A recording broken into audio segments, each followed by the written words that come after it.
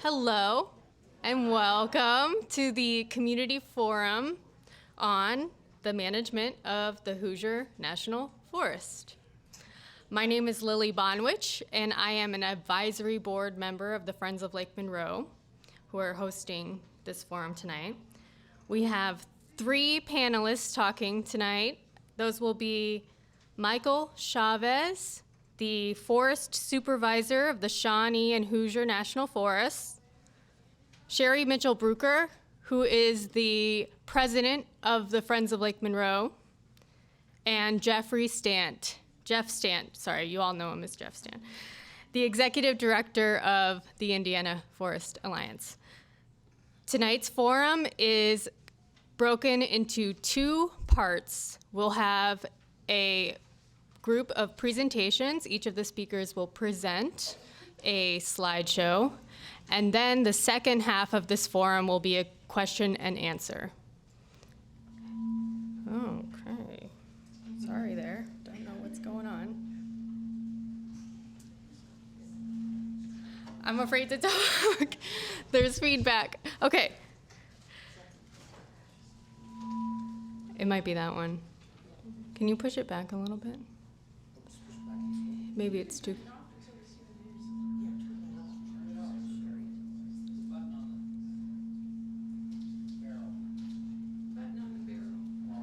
Oh my goodness. Just like take it away. I go to the woods, not very knowledgeable. What I do.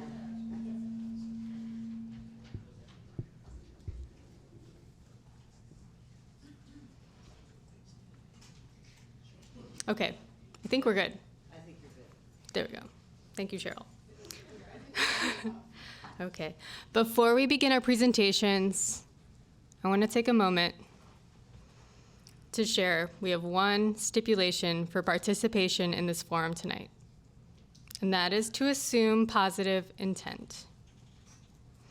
This is an emotional subject for many of us, so please remember that we are here because we have a shared passion for preserving our natural world. So please be respectful and assume that we are all here with positive intentions. Okay. On to our presentations. Our first presenter is Mike Chavez. Let me get his slideshow, hold on.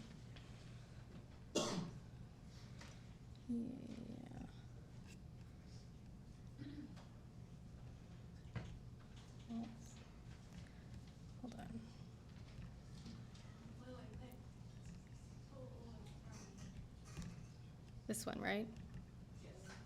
There we go.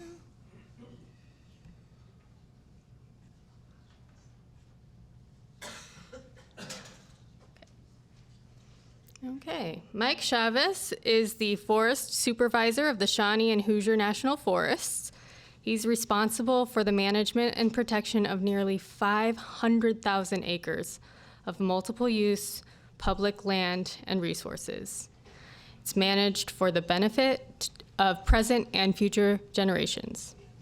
Mike has been a public servant with the U.S. Forest Service for over 20 years, previously working in Oregon as a district ranger for the Mount Hood National Forest and deputy district ranger on the Coconino,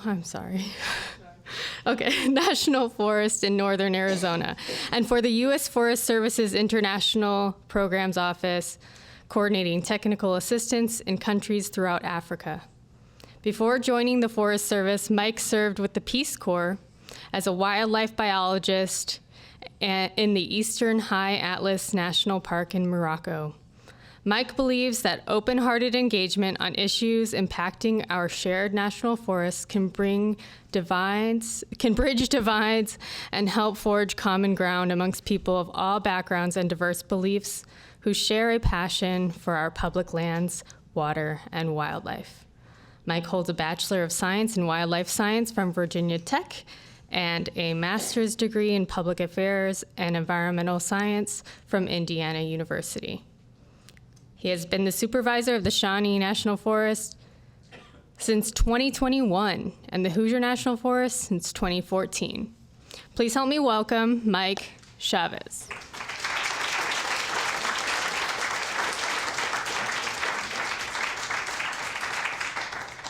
All right, good evening, everybody. Those are bright lights. I cannot see who I'm talking to. Thanks for having me. I'm glad to see, before I got in the lights, a good turnout here. Really appreciate people coming out and the interest.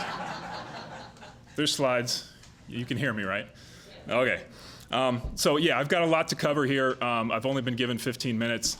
Forest ecology is a complicated topic, and then when you layer on law policy and management actions, it gets even more complicated. So I'm going to move quickly through some topics. If it raises any curiosity, you want to go deeper, please make a note and let's cover in the Q&A. Real quick, what I'm going to cover, I think we need a quick baseline. Everybody I know has different levels of understanding of these things, but I want to quickly cover what a national forest is. We'll start with the basics, and then bring it down to the local level to talk a bit about what I see as threats, challenges, and also opportunities that we have here on the Hoosier National Forest. And then some broader thoughts on collaboration and conservation and the conversation that we have been having and hopefully will continue to have.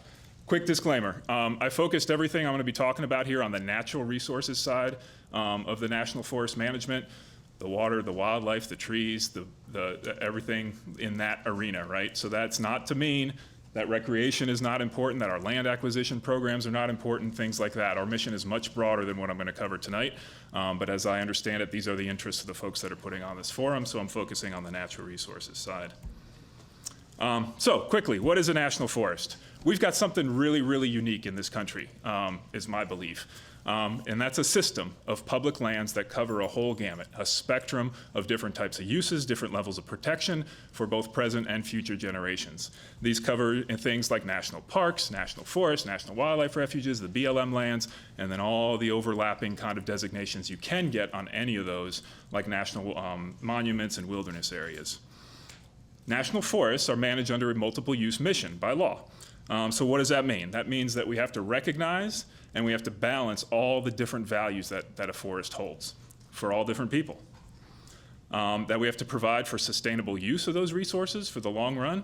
And use, you know, sometimes that people might hear the word use and have a negative connotation and just think timber or wood products or something like that. Use is much broader than that. Use includes going for a hike. You're using your national forest when you're going for a hike. It's a very broad definition of the word use. And in doing that, we have to protect the productivity of the land for the long term, again. So that's a broad mission. That's a lot in just a few bullet points right there. There will be controversy, right? People are going to disagree about this stuff. We're here with good intention. People that are well-meaning are going to have very different views on what should or shouldn't happen on a national forest.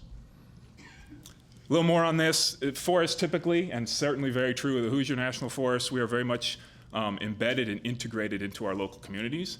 The Hoosier National Forest is a highly fragmented piece of land, lots of little towns and unincorporated areas scattered around, roads, utilities, driveways, you name it, all intermixed. There's no entrance gates to get into a national forest.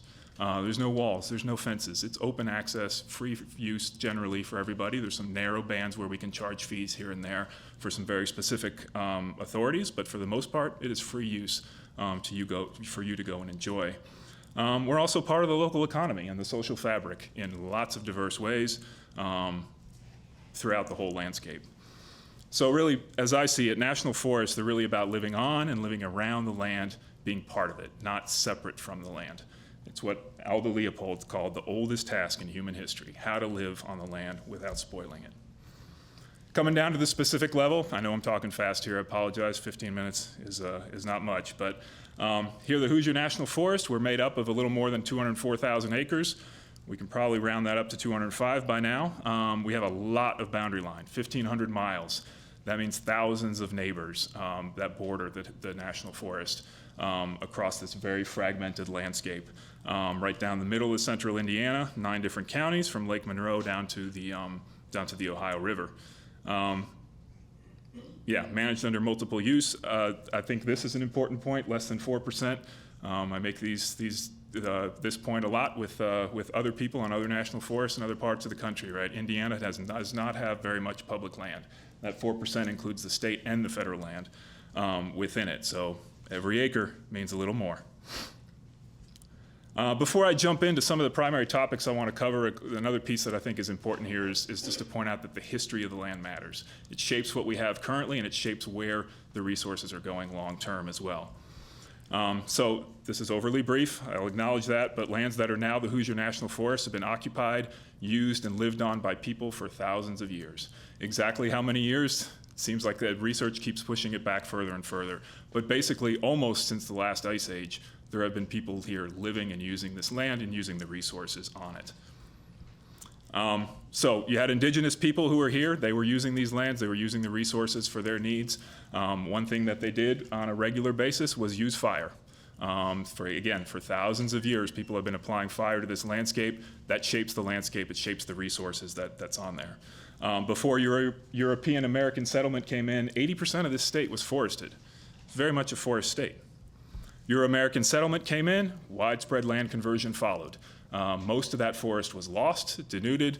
There were lots of attempts to change the land into a farming system, so forest cover dropped all the way down to about 4%. And then a conservation movement was followed in the 20th century.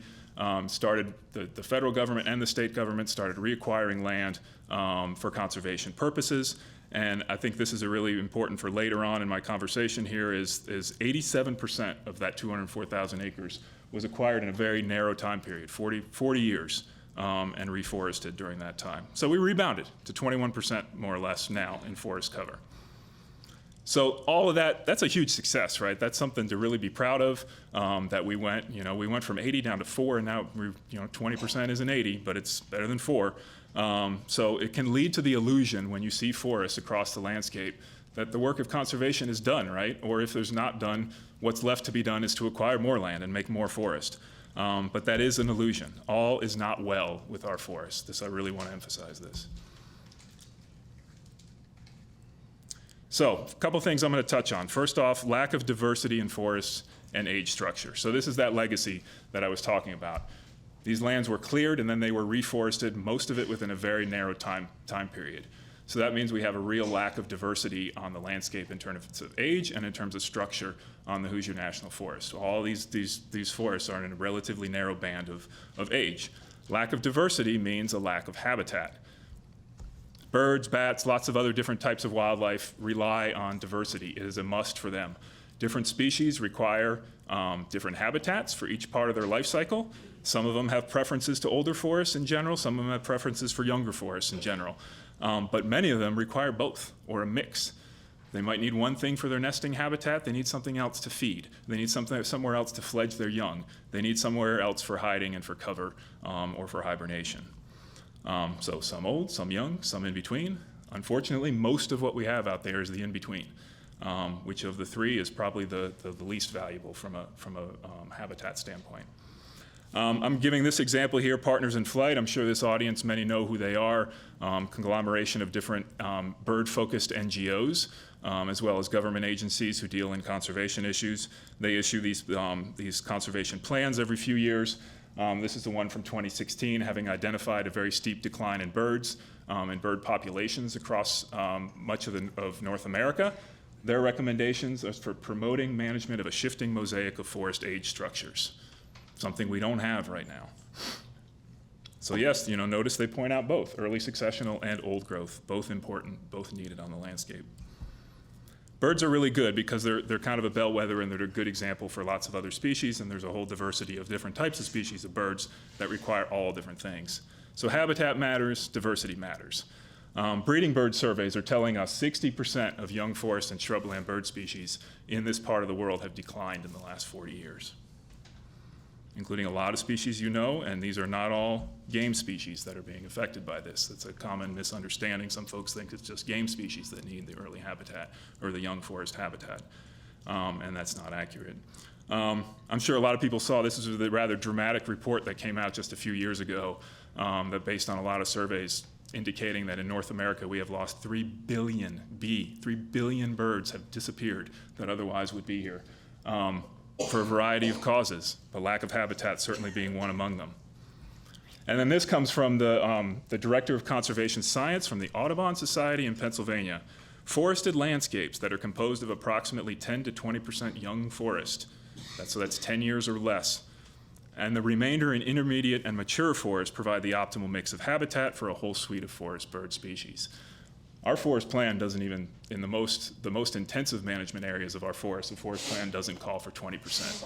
So that's a pretty big number of what this is the Audubon Society again. Shifting gears a little bit, but very closely related, is another challenge that we have that we're seeing on the ground is the loss of oaks on our forests. So this is one that's sometimes hard to paint a picture for folks, because if you like to go hike in the woods, you'll see plenty of large oaks dominating the canopy. Lots of places that you go, right? They're not hard to find. The problem is that's where it stops. The young age classes of oaks that's in green on this chart are not coming in to replace them. So as those trees age, mature out, and eventually die, there's not another generation of oaks that's coming in. They're being outcompeted by maple and beech and other species that are tolerant of shade. And there's a big reason for this is exactly what I'm saying in terms of disturbance, right? Oaks need disturbance in order to compete out there. It comes down to different adaptation modes that these species have made through their evolutionary history. So a maple, for example, will put most of its energy into growing up when it comes out, when it germinates from a seed. It's going to grow up. It's trying to outcompete other trees for sunlight. And when there's no disturbance out there, it's going to win. And it's going to shade out the other trees that grow more slowly, and then you'll have a canopy dominated by maples later on. However, oaks do the opposite. They put all their energy, or most of their energy, into their root systems initially when they first grow, and then grow more slowly going up. So if there's no disturbance, that oak's going to lose out to that maple every time. But if a fire, for example, comes through, it'll top kill both of those, the maple and the oak. But the oak has a reserve underground, and it can then recover and shoot up and outcompete the maple after that disturbance event. Lack of disturbance means we're not going to have oaks regenerating, and the data certainly corroborates that. So what? Why do we care about oaks so much? Well, we care about all species. We want them all across the landscape, not just oaks. The problem is the oaks are the ones that are having trouble in terms of coming back. So we're not favoring oaks solely. We're not envisioning a landscape covered with nothing but oaks. We want the maples and we want the beech too. But oaks need that disturbance to thrive, and without it, they're not going to be there. And oaks are disproportionately important from an ecological standpoint. One, they're a critical mass species. Acorns, right, are food source for lots and lots of wildlife. If we start losing those, we're losing a big food source for a lot of wildlife. But beyond that, we come back to birds as well. So there's studies have shown more than 500 species of moth and caterpillar larvae are found on oaks. That's far more than any other genus of tree. So of course, we like birds, and we like butterflies, and we like moths, but also we like birds, and caterpillars are bird food, and more importantly, they're baby bird food. So in order for birds to succeed, they need lots and lots and lots of caterpillars to raise their young. I'm going to shift gears again now to climate change. I know this is an important topic for lots of people. When you talk about any population of anything, right, diversity is extremely important.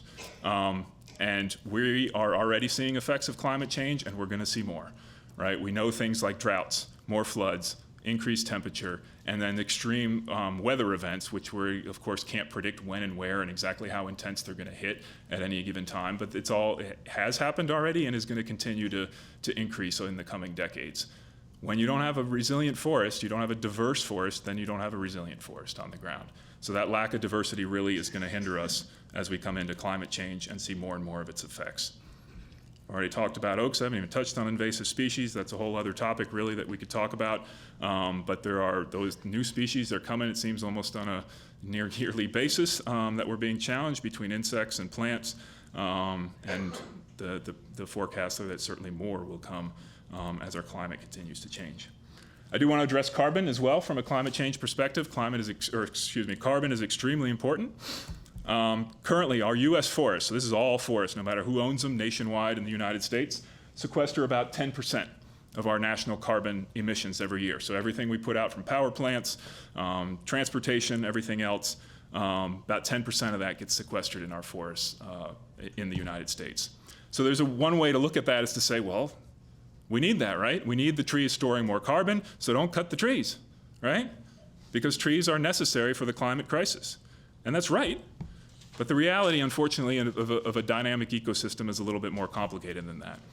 First of all, the act of cutting a tree does not release its carbon. The carbon is still stored within the wood in that tree once you cut it.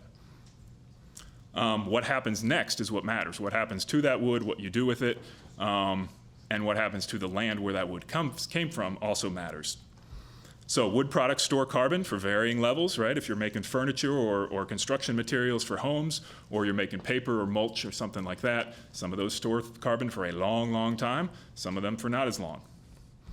But really, whether it's a long duration or a short duration, it's really important to remember these wood products, every one that we use is displacing a much more energy and carbon intensive alternative, right? If we're not making it out of a wood product, we're making it out of plastic, out of concrete, out of metal, something like that. Something that is either bringing stored petroleum out from under the ground already, or is very energy intensive, or both. So well-managed forests, whether it's state land, private land, or the national forests, are very important, and we'll be regrowing carbon, or regrowing trees that are soaking up more carbon with it.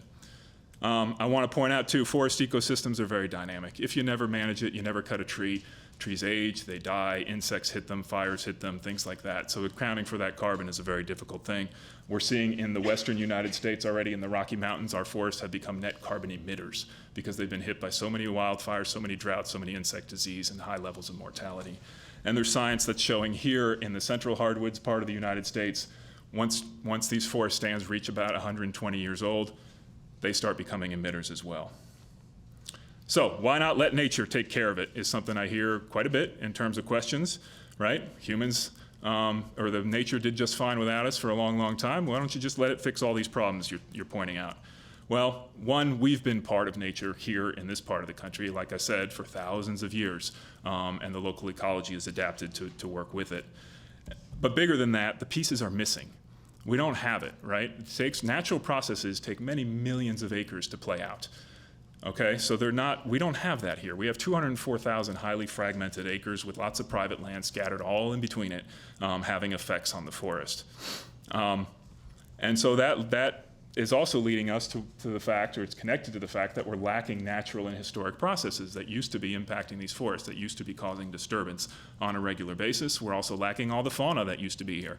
The science on passenger pigeons is pretty astounding of what they used to do to a forest stand.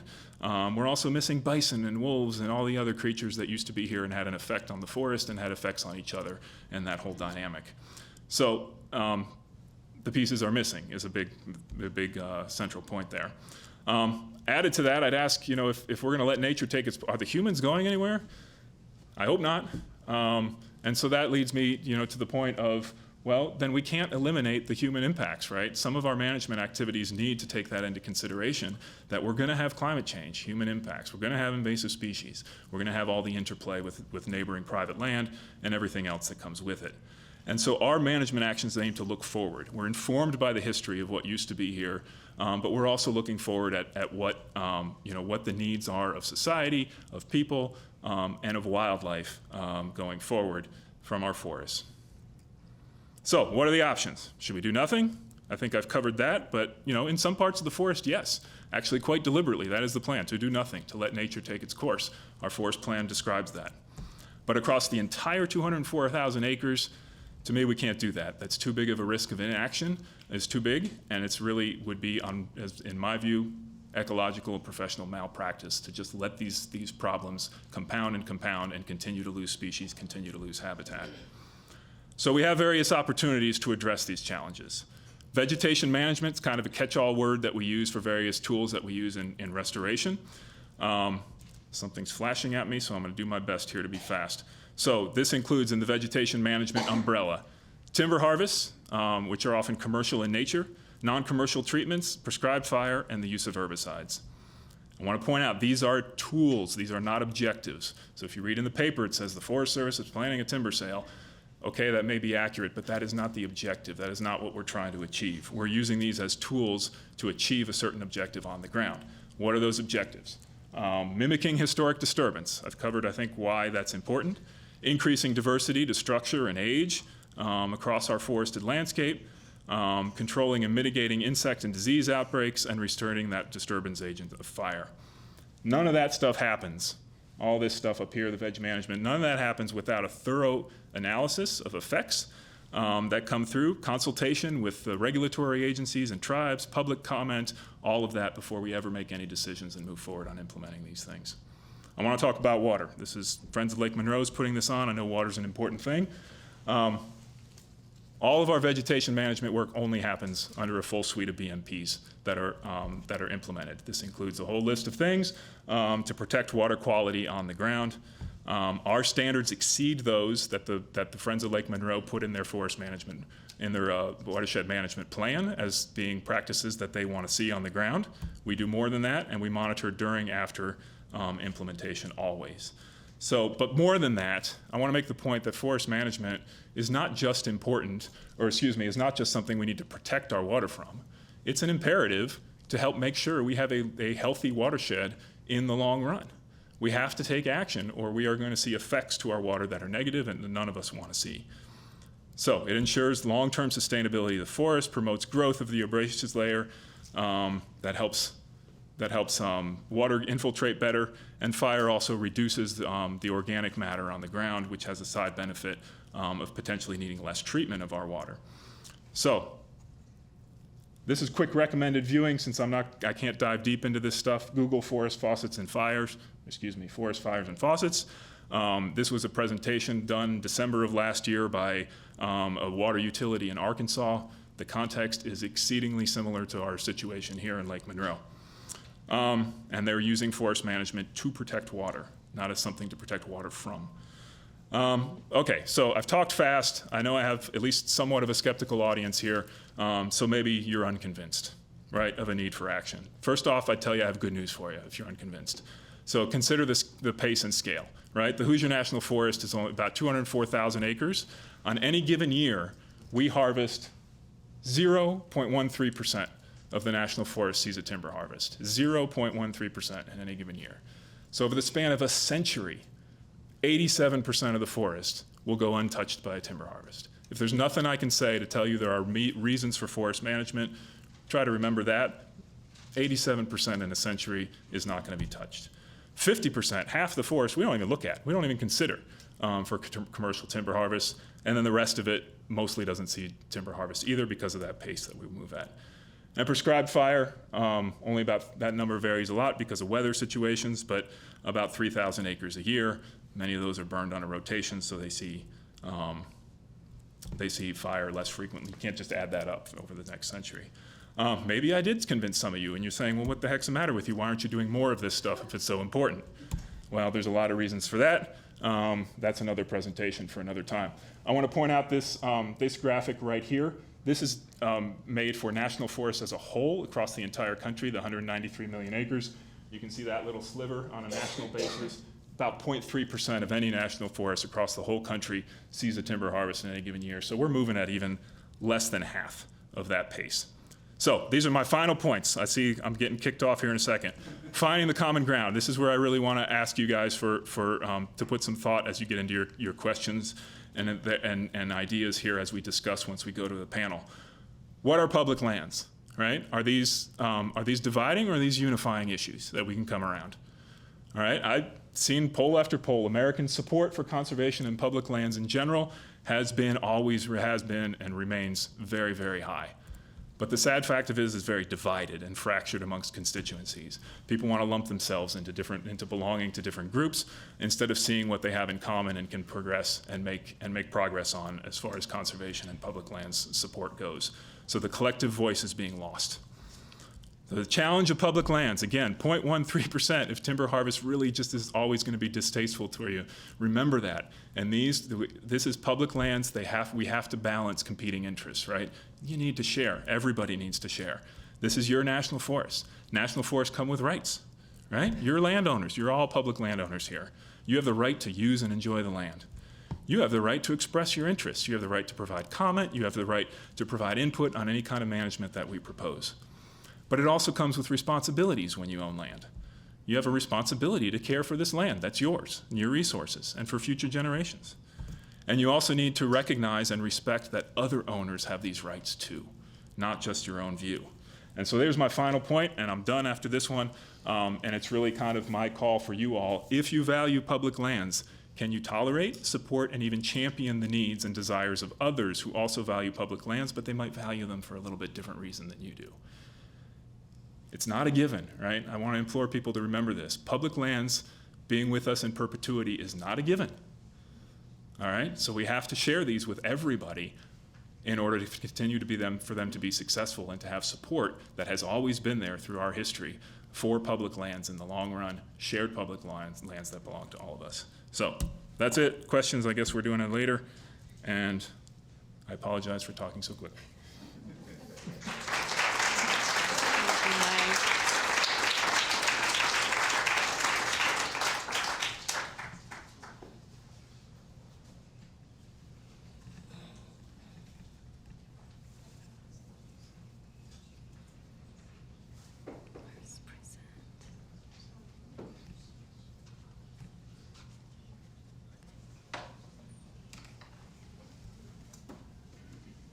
Our next speaker this evening, what time is it?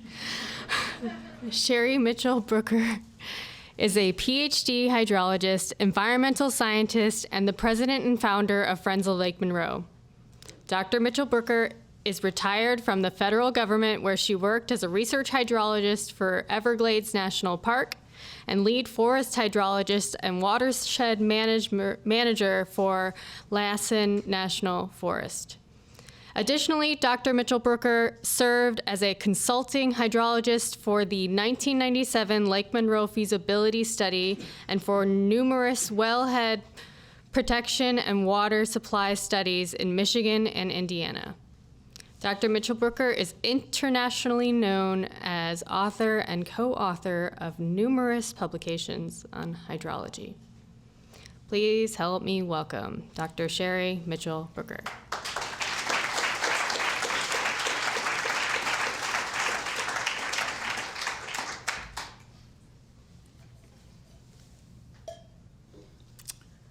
Thank you, Lily, and thank you everyone for coming out to be part of this important public forum. I'm going to get right down to it. I want to get a little background. I want us all to know what a watershed is, because that is a very important concept. A watershed is the land area that drains into a given body of water. So the rain comes down, falls on the land, goes into the streams, and goes into, in our case, Lake Monroe. If the water at the ridgetop moves down into the lake watershed, that's part of the watershed. If it moves the other way, it's a part of another watershed. This is the Lake Monroe watershed, and it's very big. It's 440 square miles. The watershed itself is 25 times bigger than the lake. And that's an important concept, because that means that whatever happens in the watershed gets concentrated into the lake 25 times.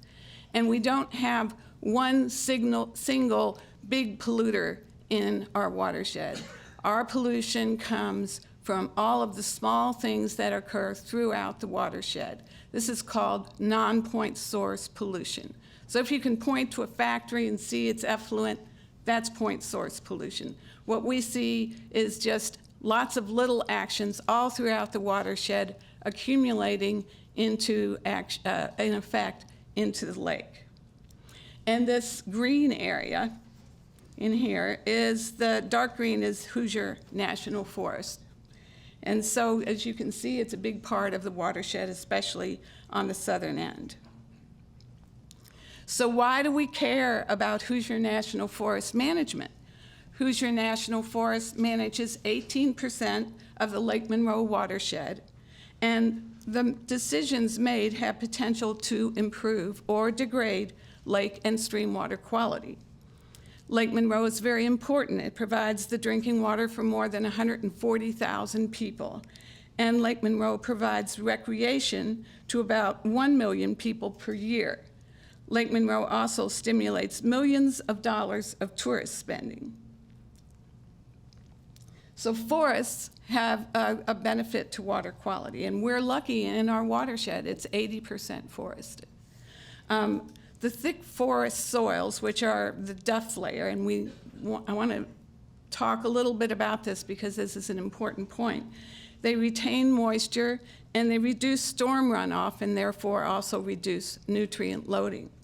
The duff layer is that top layer of the soil, and in a forest it's usually thick.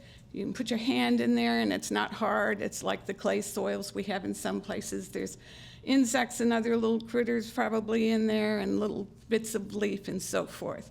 So that's a very important part of the ecosystem of a forest.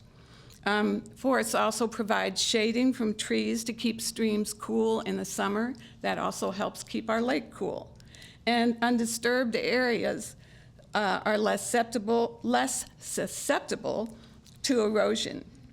Also, the low population density in Hoosier National Forest means that there's going to be less pollution from urban and agricultural uses such as septic, fertilizers, and road runoff. So let's talk about what forest management actions could be affecting our water. Certainly the decisions affect storm runoff. That in turn affects erosion and sedimentation, because if we get these big storms, that causes more of the stream banks to erode. Those soils that come off of the streams and also off of the land surface have nutrients in them. Those nutrients are then released into the lake during the summer months when the oxygen is low. And so this nutrient loading that comes to the lake is the source of harmful algal blooms. So Friends of Lake Monroe has priorities that are established for Lake Monroe, and that is to prevent algal blooms, to minimize nutrient inputs to the lake, particularly phosphorus, and to minimize sediment delivery to the lake. And I want you to remember these 3 points because I'm going to be talking about them later, and there's going to be a quiz.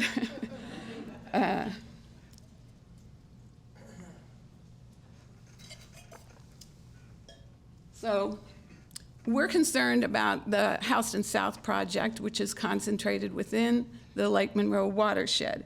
It includes over 4,000 acres of total harvest, about 2,000 acres of herbicide treatment, 13,000 acres prescribed fire, 3.2 miles of new roads, and 8.3 miles of temporary roads. This is a map of Houston South. And as you can see, it is connected to the Charles Dean Wilderness. It's in the southern part of the watershed and includes the Middle Fork and South Fork of Salt Creek, which drains into Lake Monroe. This is a map of the erosion hazard probability that was put together by the U.S. Department of Agriculture, which is the parent agency of the National Forest. And the areas in red indicate severe erosion hazard probability. The areas in yellow are moderate hazard probability. So you see that for the Houston South project, most of the area is highly erodible. The project risks an increase in nutrient inputs to the lake, particularly phosphorus, increases of sediment delivery to the lake, and increases in algae bloom, which is exactly the opposite direction we want to go. And if you notice, those are the 3 priorities for Friends of Lake Monroe. So how does this happen? Let's talk about burning impacts. What happens when you burn is that phosphorus and nitrogen from the vegetation concentrates into the ash. The ash carries that nitrogen phosphorus into runoff to streams in Lake Monroe, stimulating algal blooms. And current national forest research shows that successful oak hickory restoration requires elimination of that duff layer, that important part, the topsoil, that's the important part of the forest soil that retains the moisture and prevents all that water from running off and all those nutrients. So the runoff is not retained, insects and amphibians would be eliminated. And this is another research publication that looks at the effects of different types of burns. In a burn in which the duff layer is removed, we get hydrophobic soils, which then cause an increase in sediment and nutrients. So let's talk about the logging impacts. We're talking about logging on very steep, highly erodible soils. Logging and road building on steep slopes will increase erosion and increase sediment and nutrient loads to Lake Monroe. About half of the nutrients that come to Lake Monroe come bound to sediment. Also, when the trees are harvested, they just take the main part of the tree, and then what's left is called slash. And the slash from harvested trees are burned, releasing more smoke and carbon to the atmosphere and nutrients to streams and subsequently Lake Monroe. Also, the vegetation that holds the soil is lost due to heavy equipment use and burning. And you'll say, well, what about best management practices? And the Hoosier National Forest would tell us that we're going to use these best management practices. Don't worry, everything's going to be fine with your water supply. But although best management practices are useful, Friends of Lake Monroe definitely recommends the use of best management practices. They are not a guarantee, and they're not often implemented fully on Hoosier National Forest. When we started looking at this issue in 2018, when the Houston South project was first proposed, the only thing available, oh, there goes my water. Not a good plan. Okay, so the only thing available for us to see how well they did with their best management practice was a monitoring report for the years 2011 to 2014, which showed that although 40 to 82% of the allowable timber harvest was completed, there was no report documenting BMP effectiveness and implementation of streams, skid trails, landings, road drainage, or stream crossings. Subsequently, there were reports that were issued, this is an improvement, in which BMPs were evaluated. However, about half for each year were not fully implemented. So what does this tell us? That errors in BMP implementation and uncertainties in weather forecasting can lead to catastrophic results. And here's a worst-case scenario that happened in New Mexico, where prescribed fires, actually two, that were fully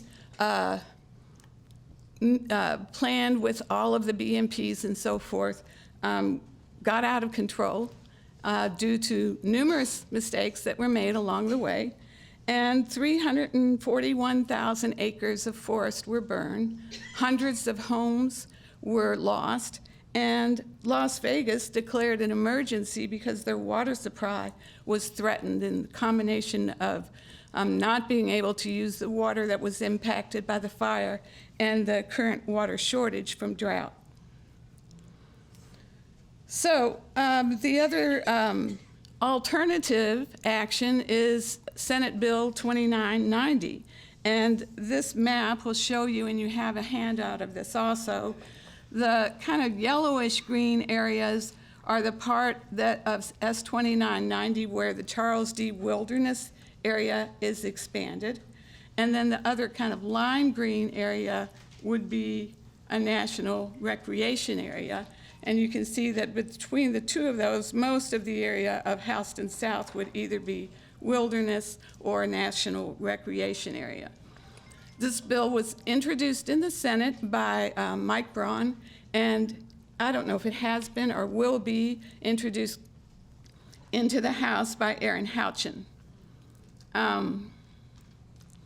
So S2990 would decrease algae blooms, decrease nutrient inputs to the lake, particularly phosphorus, and decrease sediment to delivery to the lake, the way this is meeting our priorities. How does that happen? Well, one of the problems with the Dean Wilderness is that we love it too much, and it's being overused. And so by expanding the wilderness area, we can expand the areas that people can go to seek wilderness and hopefully reduce the impacts that are now occurring on the Deem. Also, language in this bill ensures that management activities will not harm Lake Monroe. Also, the bill would prevent impacts from the logging and burning. Those impacts that I've already mentioned would not occur, and pesticide use as a result of the projects proposed. And probably most importantly, or actually just very important, is that it allows for a local voice in the management of the national recreation area. The other thing that's out there, and I have to have a glass of water. Thankfully, I didn't spill it all.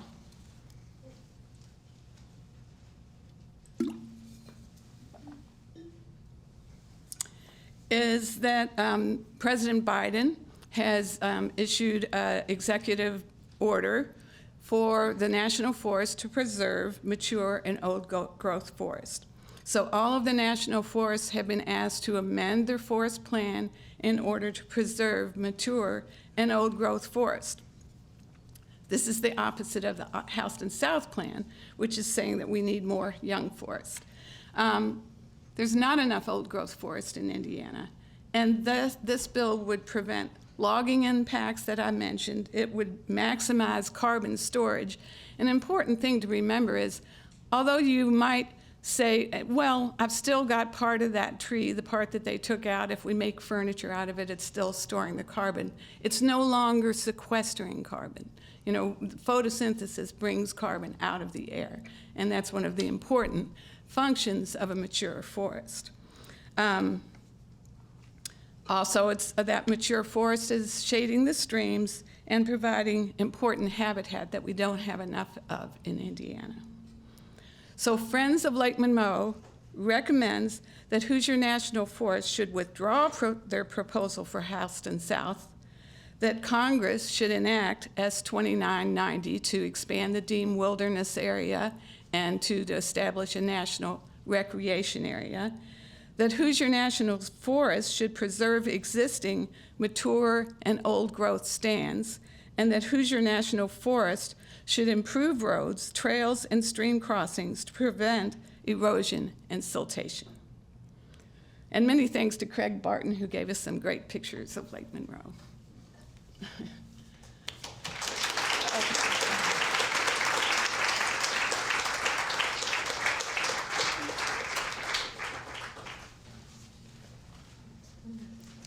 I just want to note that Sherry's presentation was 15 minutes and 3 seconds.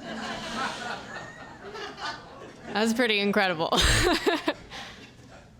right, Jeff, you gotta beat that, right? Everyone's laughing, and I know why you're laughing.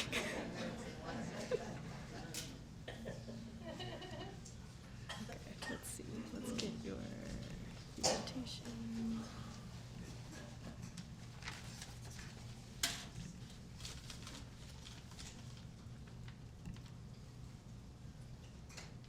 Okay.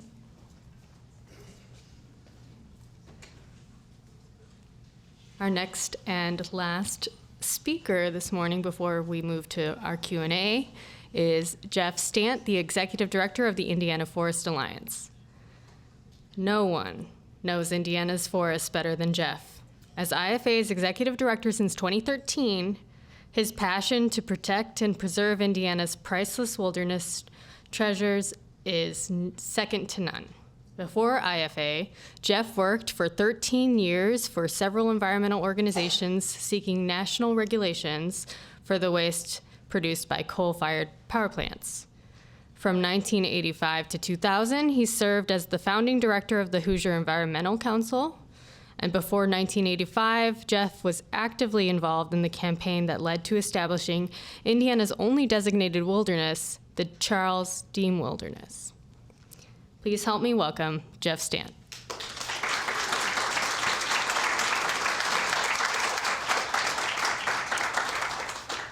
Okay, I don't know about that no one thing, but anyway, I do love forests.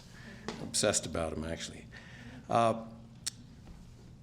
I think that why we're here, beyond the fact that we all care about the Hoosier National Forest so much, is that we are all honorable people who have strong feelings about reasons why we feel the way we do, but we have clashing visions.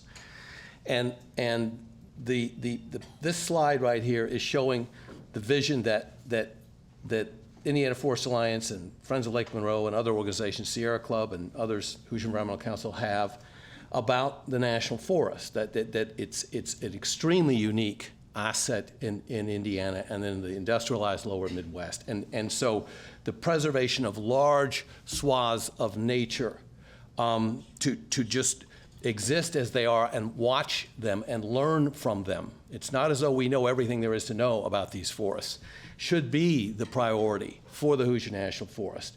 And that that's clashing into the vision behind the Multiple Use Sustained Yield Act and the very creation of the U.S. Department of Agriculture and the Forest Service within it, and the decisions made to put national forests, take the national forest reserves that Benjamin Harrison and Teddy Roosevelt created, and put them into the USDA in an agency that then, under congressional law in the 1960s, was mandated to produce products from the forest, in addition to managing them for many other uses.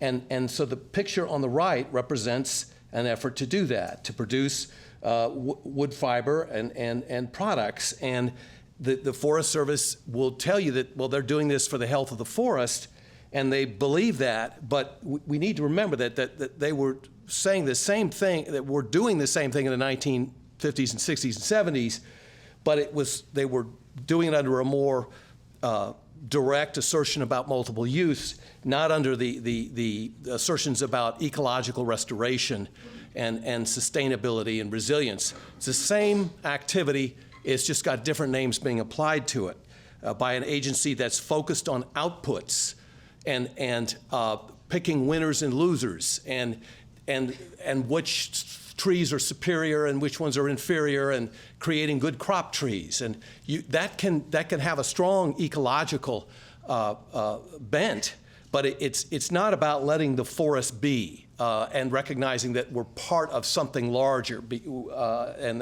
that this forest is that larger thing. Now, the Forest Service is saying that the 100-year-old forest, 120-year-old forests in the Hoosier are becoming a carbon source, a net emitter of carbon. And a lot of that points to the study, the research by Mr. Odom out of Georgia that does talk about older forests eventually becoming senescent and emitting more carbon than they are sequestering or capturing. But there's very little data that was being collected on eastern hardwood forest, much less eastern old-growth hardwood forest. There's so very little of that very little was being collected when that report came out. And so it was based on almost no data points. One forest that really wasn't a central hardwood forest. And so now, more recently, there's been a lot of data that's been being gathered, and that data is not bearing that theory out. This is actually data that's bearing out the quote here, the idea that forests are losing carbon and net emitters of it after 120 years is theory. This is what the research is actually showing. This is Kim Norvik, the professor who's running the Flex Tower out in Morgan Monroe State Forest, and he's studied forest tracts all over the East and in Indiana. And her quote is that, quote, "We found no evidence for declining NEP in these aging forests at the near century mark. Instead, decadal carbon storage of a Michigan forest was trending upward, and in Massachusetts and Indiana, annual carbon storage exhibited no long-term trend, and that's figure 3 they're pointing to over here. And the presentation by Kim Norvik is by Kim Norvik, but she's referring to other research as well. But if you just look at this the zero, excuse me, back up. The 0 line there, you can't quite see it, but where 0 is, that going across is forests that are below here, below that 0, are carbon emitters. The forests that are above are sequestering carbon more than they're emitting. And 400 years out, this hardwood forest is sequestering more than it's emitting. So are these guys here at 200 years. So, and then here's the Massachusetts, Indiana, and Michigan examples. In Michigan, you can actually see a trend with a 97-year-old forest is actually increasing the carbon it's sequestering as it's aging and as they're measuring it. In Indiana, there was no discernible trend, and in Massachusetts, in a forest there was not a discernible trend. But that is not an exoneration of the Odom theory by any stretch of the imagination. And on top of that, these older forests have something that younger forests don't have, and that is it's carbon stocks. It's huge amount of carbon they've been storing for decades, and as they get to be older, for centuries. And the problem with cutting the above-ground trees out is that you start to release those stocks. And so you've got stuff that was being stored and it's now being released. Now, they want to say that well, most of the carbon above ground is going to go off in wood products. It's going to be stable. It's not going to be emitted. But that is forgetting that most of the carbon in our forests is actually in the ground. It was put there by trees doing photosynthesis and sending down sugars and carbons and elucidates to the microbes and everything that are on these roots, and it's stored in the root systems. And so when you kill trees above the ground, now you get some stump sprouts, but in a clear cut, a lot of trees are killed, all right? And in a shelter wood cut, a lot of big trees are killed. And when you do that, you're killing the system below the surface. And the most imperfect part of our science to date is understanding how much soil is below the surface in these forests and what rate at which how much carbon, is below the soil in these forests, and the rate at which its decomposition is causing it to be emitted versus enzymes and microbes that are holding on to it, the protected carbon versus the vulnerable carbon. We haven't figured that out yet. We only have extremely rough estimates of that. I spent a good deal of this morning talking to a scientist here at IU, Rich Phillips, who specializes in that. And he said at best it's a rough estimate. But he was guessing that at least 50% of the carbon in the H&F is in the soil. They don't know when you timber above ground how much of that is released. But when you kill the root systems, you start a decomposition that wasn't occurring before. And decomposition is what releases carbon. And if you do it on steep slopes where there's lots of erosion, Phillips commented that the chances of releasing more of that soil carbon is greater. And it's also greater because what you're doing when you clear the canopy is you're heating up the ground. And because you're heating up the ground, you're increasing the decomposition rates. And so they haven't figured out, well, how much of that carbon that's vulnerable is actually being released on that. And yet the Forest Service is telling us, don't worry, most of it's that's above ground, and we're capturing most of it in products. If you take a good look at a clear cut, you see that there's a huge amount of slag above the ground, and we haven't figured out how much of that is decomposing to the soil versus how much of that is being released to the air. So there's a very imperfect science out there, and it augurs for the precautionary principle, being careful. He's saying 50% of the carbon in the H&F, Mr. Phillips, he thinks is in the soil. He's quoting the Scross U.S. Forest report. Another report of the Alligator River in North Carolina is showing 97% of the carbon in the floodplain forest along the Alligator River is actually in the soil. Only 3% is above ground in the trees. So, it's like saying you understand an iceberg when you're seeing 5% of it above the water and the 95% is below. You haven't seen it. You have no idea how much of it is there and how fast that's melting and so on. So that's the problem with the Forest Service saying that, well, we've got our forests are emitting carbon as they get older. They're overlooking the storage of those forests. They're wrong on the rates according to the actual data. that's been gathered, that's most recent, and they're acting as though soil carbon, the carbon in the soil is not a significant part of the equation. To look at this, we have to look at the whole nutrient cycle. Now, they say that Forest Service is saying that logging and prescribed fire are needed to restore native forest diversity, and fire has been artificially suppressed in the HNF. Well, we don't agree with that. The record does not indicate that fire was prevalent in pre-settlement Indiana. It was up along rivers like the Mississinawa River and Salamone River, parts of the Wabash where there were Native American settlements. They were burning small areas around those settlements, but there's no evidence that the forests in the Hoosier were regularly lighting up from lightning strikes. In fact, the fire ecologists themselves say that was rare because most lightning in the east is accompanied by rain, so they themselves discount that. This map is showing that we're in the least fire-prone region in the country. And there's another map I should have put in here that would show that the actual fires that have been started, natural fires in the last 30 years are almost, there's like 1 or 2 that are in Indiana in the entire state in that 30-year time.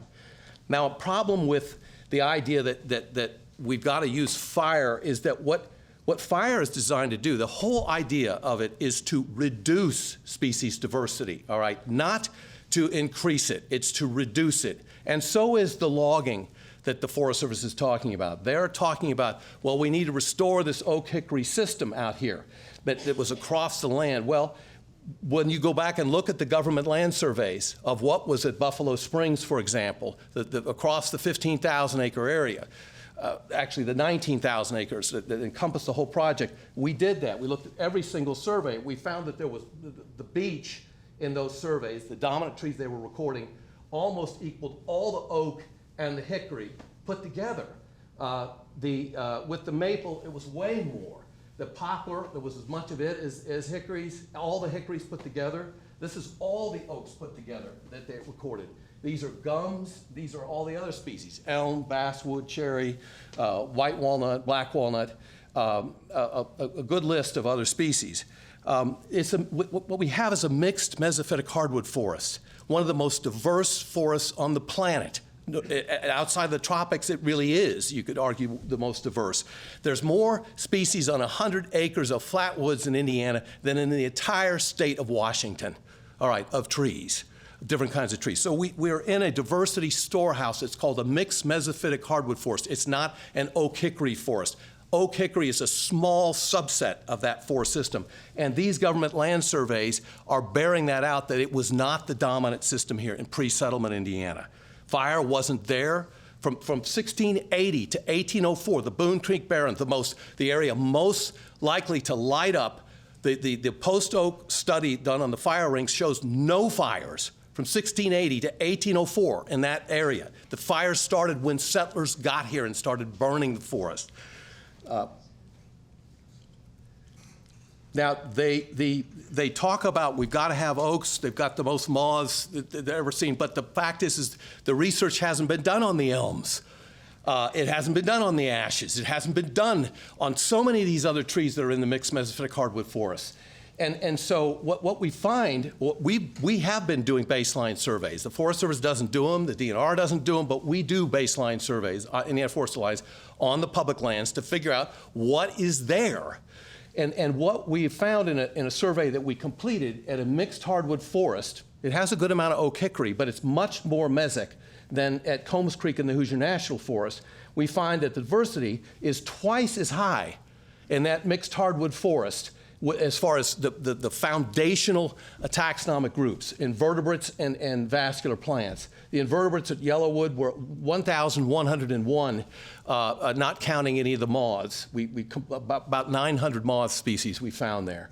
The invertebrates at Combs Creek, we haven't done a moth survey yet, but if you take the moths out, they're 560, about half as many.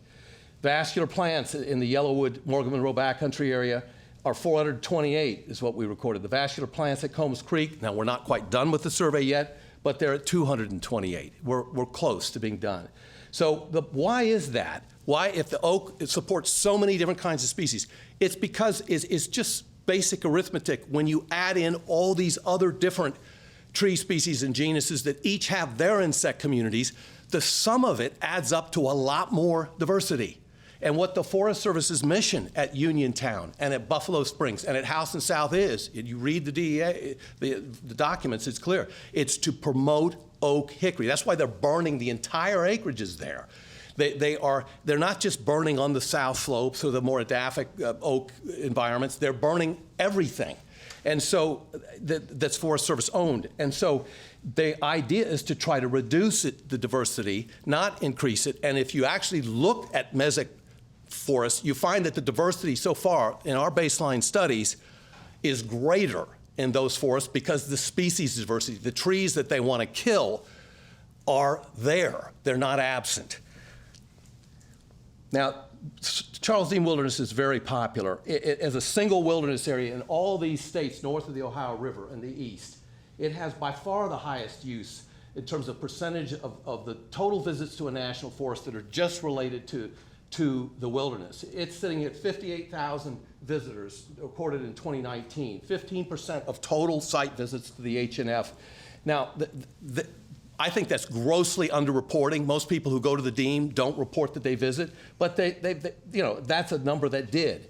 Shawnee has 7 wilderness areas, and it had 91,000 wilderness visits, about 15% of the total visits to the Shawnee. The Ottawa in Michigan has a couple of wilderness areas, and it was 21,000, 6%. Look, just go down the line there, and you see that other national forests that are much larger, that have multiple wilderness areas, actually Allegheny only has 1, but they have the percentage of visits to that national forest that's for wilderness is far smaller there. So the Dean is being heavily used, and S2990, as Sherry explained, is about expanding it because there's an overuse problem. The last several biennial reports have talked about the Grub Ridge Peninsula, the Patton Cave, all being overused and damaged as a result.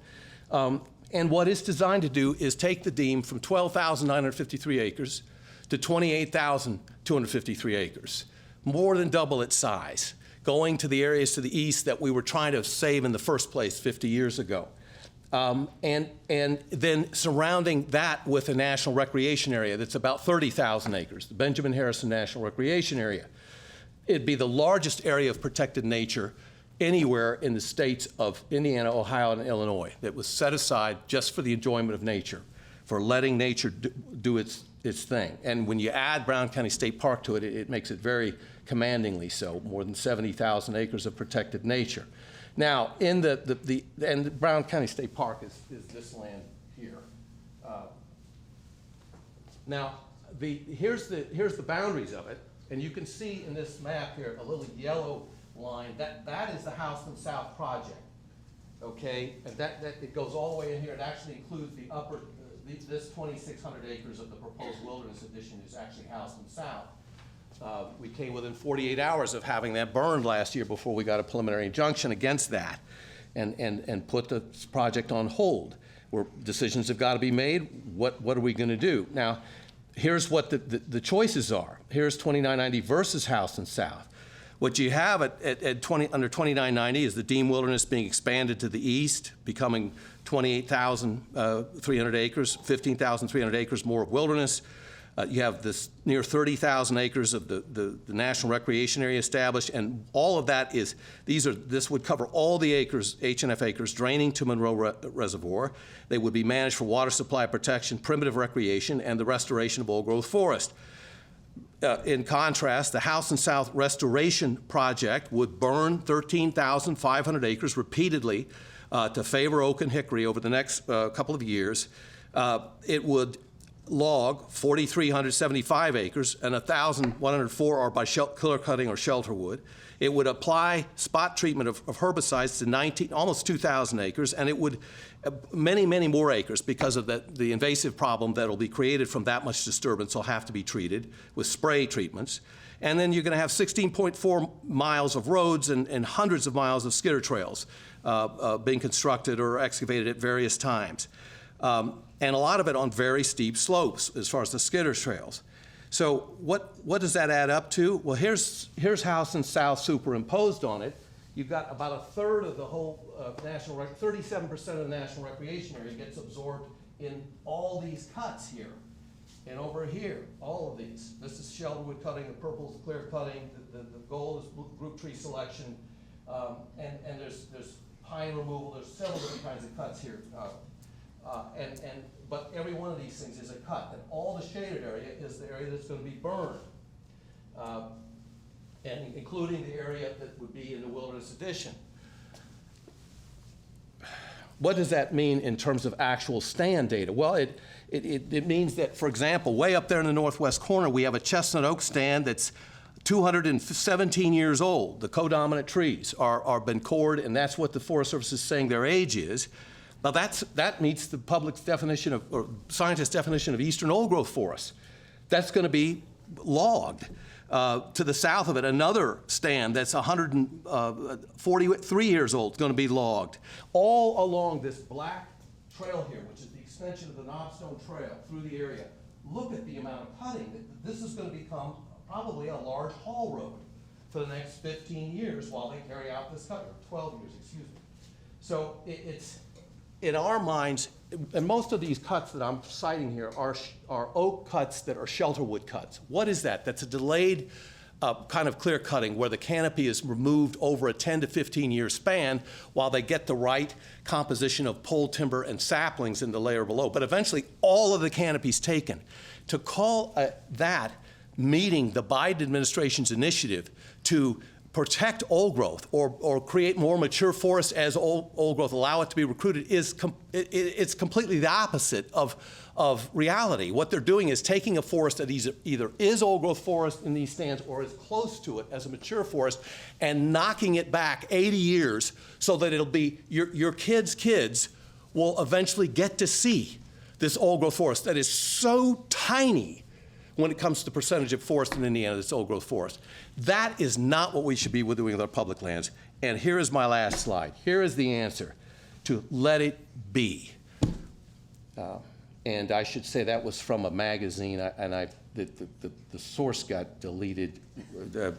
Anyway, it's not my picture. It's a Bloomington magazine. So thank you all for your time.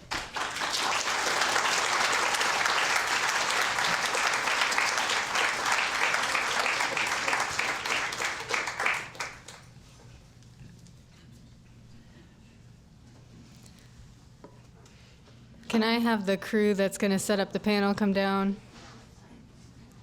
Thank you. We'll have all three of our speakers come up on stage and do our Q&A session. I'll explain how that's going to go. Hopefully we can get through as many questions as possible. I know our speakers have gone a little longer than we thought they would, but it's okay. Hopefully they gave you a lot of information and you don't have to ask your question because they answered it in their presentation, or gave you more questions.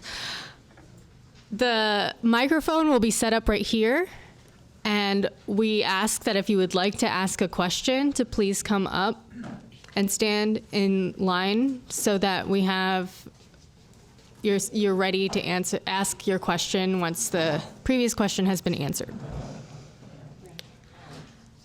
Please ask. What? Oh, yeah. Please ask your questions quickly, and I will repeat your question if it's not clear what you're asking. We would like you to direct your questions to a specific panelist, and we'll let them answer the question. If your question is for more than one person, then let us know, but ideally your question's for one of our speakers. If you need to, you can ask a follow-up question, but after that, if you have any additional questions, we ask that you go back to the end of the line so that others can ask their questions. I'm trying to ramble so that the speakers can come up and just be ready to go. We already have folks lining up. Where's the microphone for the question? There's a table over there underneath that light switch, I believe. Spam for misbehaving, remember? That's right. I forgot. My nemesis. Thank you. All right.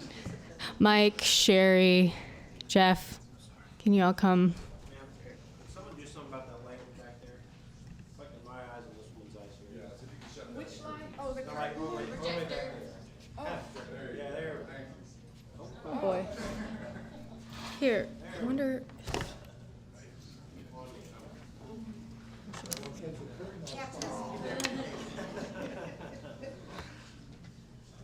Because Jeff's gone in search of water. I filled my water just enough in case I spill it again.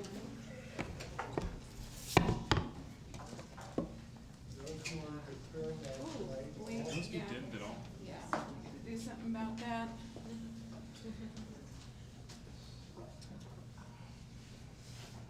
Okay, somebody tell me when I've hit the right combination here.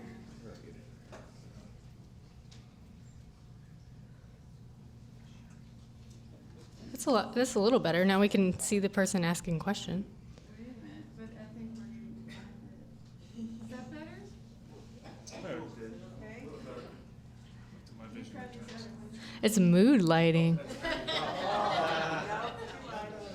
dark.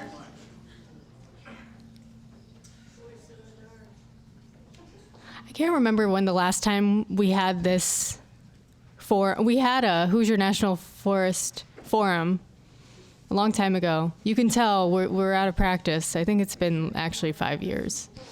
No, longer than that. Sorry. Thank you for being patient. Okay, let's hear our first question.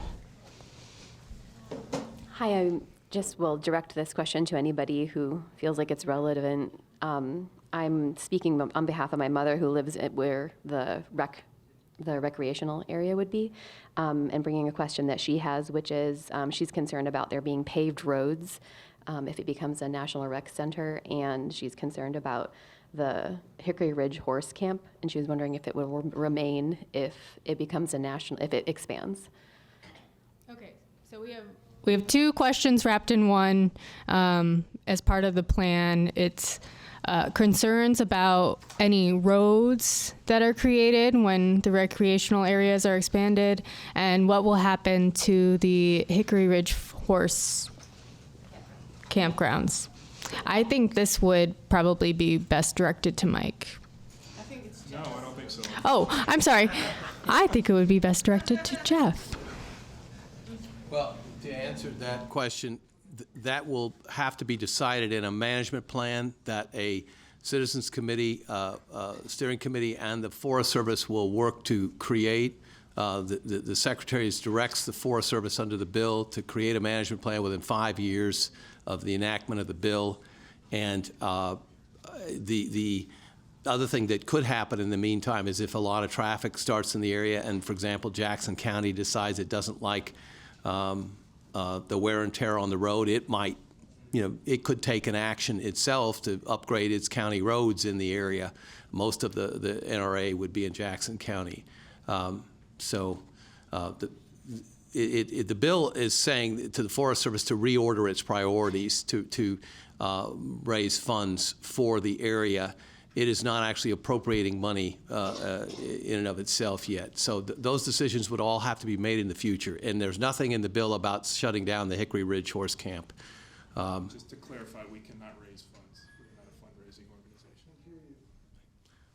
I was just clarifying that we cannot raise funds. Jeff said that it would require us to raise funds for this management. We can't raise funds. We're not a fundraising organization. It's not raise. I meant reorder. It would be up to you to come to forward with a budget that would reorder the priorities. We don't appropriate our own budget either, Jeff. It comes from Congress. You make submissions for allocations, do you not? We can make requests. That's what it would. These are private conversations. Yeah.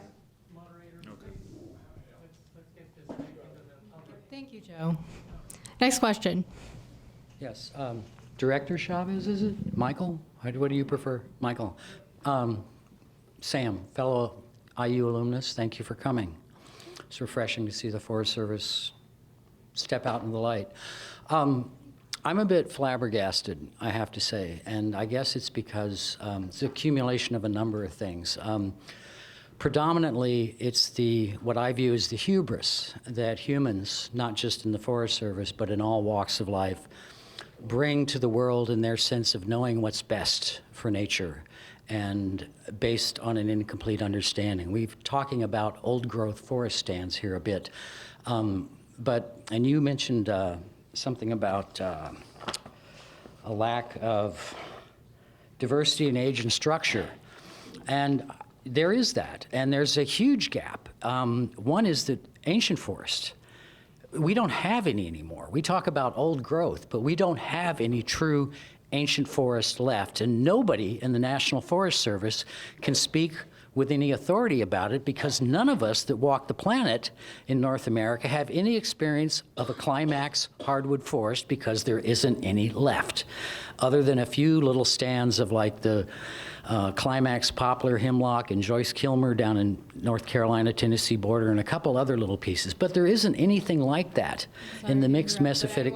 I want to make sure we have Okay. time for questions for everyone. Please ask your question. So anyway, there's been so much that has happened here in the evolution of our understanding of the forest and appreciation of how little we actually know about it, enough that renders this paper by Frailing that you put out on the table that's 20 years old pretty obsolete, where it has the hubris to say that forest ecologists universally agree, and that's just not the case.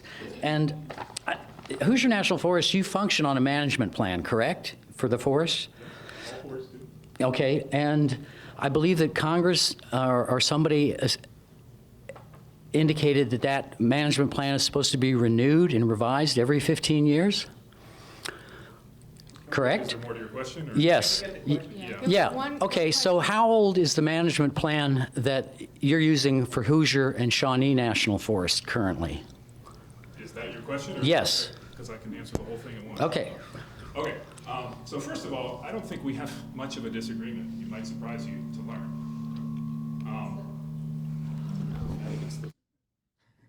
There we go.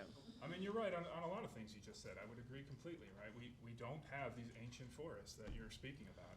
I have no experience with those ancient forests in this part of the world because they were wiped out long, long ago. You're absolutely correct. We also don't have perfect information. We never have. We never will have perfect information. That doesn't mean that we can't act on the information that we do have. And as I pointed out in my presentation, the overwhelming majority of the National Forest is going unmanaged for these types of actions that I'm talking about. So there is an opportunity there to compare, right? To compare as these forests continually get older and older and whatever condition they end up in and whether they continually age or they get hit by an insect outbreak or a tornado or whatever the case might be. We'll see on the majority of the forests, and time will tell. And you and I will probably be long gone before you can ever come close to calling it an ancient forest again. But there are other parts where we feel we need to have an action focus in order to diversify what's out there to make sure we're not losing the pieces into the future. And that's why what we're doing is on a pretty small scale. So to your question about the forest plan, there's a nugget in there about the 15 years, right? So our forest plan, both the Shawnee and the Hoosier National Forest forest plans were signed in 2006. That is more than 15 years of age. The National Forest Management Act does say forest plans should be revised about every 15 years. However, a forest plan revision is a very intensive process of scientific analysis of conditions across the whole board, allowing everybody who has all different views about what a national forest is or should be to have their voice and to have their opportunity. It's a multi-year process that takes a lot of investment and time and resources. So Congress has recognized this, and they have multiple times put into legislation stating that just because a forest plan is more than 15 years old does not mean it's obsolete or expired or anything like that. It continues to be the controlling document of the forest plan as long as the Forest Service is making progress on revising plans. And we are making progress on revising plans. There are many plans across the nation, especially out west, but in other parts as well, where the forest plans date to the 1990s. Some of them even date to the 1980s. And so the agency has a limited amount of resources to take on the task of revising forest plans. And so there's a prioritization process that happens. We're not on the list at this point. I don't know when exactly we'll get into plan revision. We'll get there eventually, but we're not there yet. And so, so there's a couple things. One, at least half of the national forest plans around the country are older than ours, some of them much, much older, so that's one aspect. And then there's the change condition aspect is also what helps prioritize things. So national forests in the West especially, a lot of them, their change conditions Things have changed here, yes, since 2006. Science has changed. We learn new things. But the change conditions on the ground for a lot of these western forests, because of the outbreaks of insects and disease that they've had, because of the large wildfires, because of the extensive droughts, their change conditions are vastly different than what it was when their plans were revised. So all that to say, though, when we do project planning, we don't just look at what the forest plan says and only what the science told us in 2006. We look at every piece of a best available science right up to today.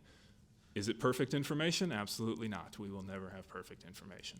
But we do evaluate the up-to-date, current, best available science with every project that we do. We're not tied to just what we knew in 2006. Thank you. Thank you. Next question. Okay. My question is for Mike. Michael, excuse me. Thank you for being here. So mine's specific to the draft environmental assessment for the Houston South project. And if you're not able to answer this question here because it may be a little technical, I can send you an email and maybe you can answer it that way as well. However, my question, there's a statement made in the draft environmental assessment that says the effect of the proposed timber harvest focuses on above ground carbon stocks, which comprises about 45% of the ecosystem carbon stocks of the Hoosier National Forest. Could you please clarify that and explain that to me? So I believe what that's talking about is 45% forest-wide on the Hoosier National Forest. 45% of the carbon stocks are in the above ground. We know there's carbon stored in the soil. We don't ignore that. But on the national forest-wide, the whole 204,000+ acres, 45% of that is in the above ground carbon stocks. Okay. All right. Well, thank you for that clarification. That's all I have. Thanks. Okay. Thank you. All right. Next question. Hi, my name is John Wallace. I'm from Southern Illinois. I live in a county, actually the Shawnee National Forest, which Supervisor Chavez, you are also the supervisor of. And I'm here because I love the Hoosier as well as the Shawnee. But to be frank, Supervisor Chavez, Call me Mike. all right, Michael, we've kind of given up on the Forest Service. One thing that you failed to discuss, and I would like you to, and I'd like to hear from all the panelists on this question and this comment, is the fact that funding for you is so much tied to timber because of the Knudsen-Vandenberg Act and to fire because of the Healthy Forest Restoration Act. And while you say you can't raise funds, you certainly go after that money, and that helps balloon your budget, and it also costs the taxpayers because you lose money on all of these things.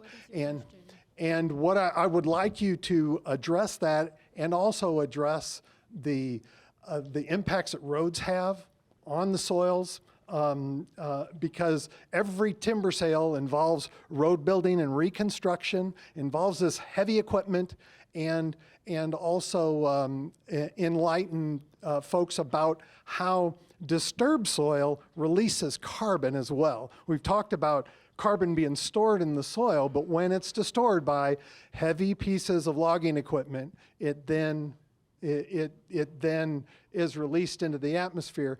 And I also want you. We're going to have to start answering that question, and then you can ask a follow-up. Okay, thank you. All right. Not sure how best to attack this. So on budgets, there's maybe some of that is accurate. Some of it is probably dated. Your understanding of how our budgets work to perhaps the 80s in a different era of the Forest Service. A lot of our funding that comes from Congress that gets appropriated to us does in fact get prioritized towards wildfire mitigation efforts, which includes prescribed burning, includes thinning, things like that. We have a serious problem in this country with wildfires and with ecosystems that are out of whack in the western United States and are leading to these large catastrophic fires we see every year on the news that are burning down communities. It has to be addressed. That's where Congress is putting most of that money. The allegation that our budget is focused on timber, I'm afraid that's just not accurate. We get congressional allocations from Congress every single year, and our budget is chunked up. They don't just give us a pot of money and say, go do whatever you want and feel as good, and they also don't give us a pot of money and say, I want to see X X volume of timber on a log truck by the end of the year, Hoosier National Forest. We have a list of priorities and things we need to do, and that things we feel we need to address locally, and Congress sets priorities of what they feel the agency, same as any other government agency. Congress sets priorities, some of it through law and some of it through where they choose to put money. But to say that a large part, or I forget the term you used exactly, but you implied that our budget is dominated by a need to crank out timber, that's just not accurate at all, I'm afraid. As far as roads, carbon stocks in the soil, things like that, we do a full analysis of carbon and of climate change issues and impacts with every project that we put out. I'd implore you to read those documents that we have. We have specialist reports. I'm not a carbon sequestration expert. I know enough to be somewhat conversant, but that is not my personal field. But we do have specialist reports that look into these things and that disclose the outcomes for each of our projects when we analyze them before we make decisions. And roads, yes, you do need some roads to access some timber. Again, the pace and scale at which we move is very slow, very small proportions. The presenters after me tried to shock you with some big numbers. Those are all going to be implemented over a very slow time period, 10 to 15 years for that stuff, bit by bit. And each part that's been implemented in one place will be recovering while the other parts are undergoing the work. So yeah, you do need some roads to access things. We have a whole set of standards and mitigations for water protection and to avoid soil compaction where it can be avoided and to decompact where necessary for temporary roads and things like that. We don't ignore all that stuff. But you're right, there are trade-offs. There are always trade-offs when you're doing stuff in a natural environment and in a national forest. Did this answer your question? I do have a follow-up. Okay. Both of the presenters following you mentioned the oak hickory management for oak hickory.